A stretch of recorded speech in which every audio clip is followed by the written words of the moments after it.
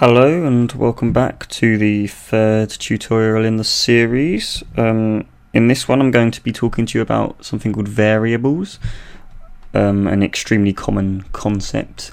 You'll be using these every time you make an application pretty much. Variables basically are ways of storing data, and you can have many different types of variables for storing many different types of data. So I'll just show you straight away. We can store numbers and we can store strings of characters. So I'll show you the first number format. If we type int, so that's the type of the variable, and then we want to give our variable a name. So I'm going to call it myInt. So I can end that with a semicolon there. So I've created a variable. It's of type int and it's called myInt, but it hasn't got anything stored in it yet. Now to store a number variable in this, I can either put it in here and say equals 5. So I can do it like that and store it straight away, or I can call it later and say myInt equals 5. That does exactly the same thing. It's just different ways of storing the data.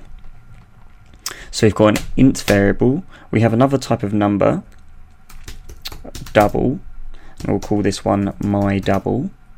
And we'll set this one straight away. Now what a double is a number, but it can have a decimal value as well. Whereas an integer can only be a whole number. A double could be 4.5, for example. So I'm going to store 4.5 in there in myDouble. So I've got an int and a double so far. And the last one I'm going to show you in this tutorial is string. Now string isn't a number. String is a sequence of characters, so a sequence of letters mixed in with numbers and other symbols.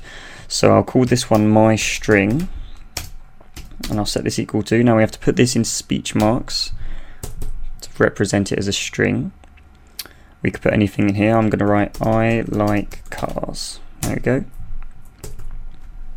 So there we go. We've got an int which is set to 5, a double set to 4.5, and a string set to I like cars. Now fantastic, so we've set them. Now what can we do with them? Well, as we saw in the last episode, we can use system out println. Now last time we just typed in and straight in a string here in speech marks saying hello world. Well, this time instead of doing that, we can put in a variable name of one we've already created.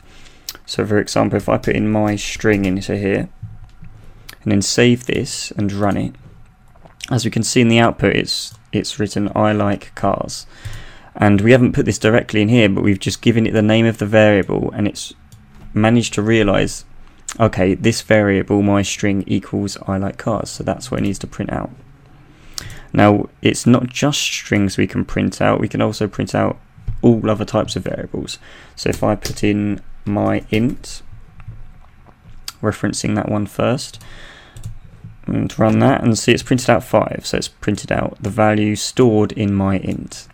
And of course I can do that with myDouble as well, and it should print out, yep, 4.5 in the output. So there we go. We can create different types of variables, give them different types and give them different names, and then we can store values inside them, and then we can do stuff with the values by referencing the name that we gave them. So thank you for watching, and I'll see you next time.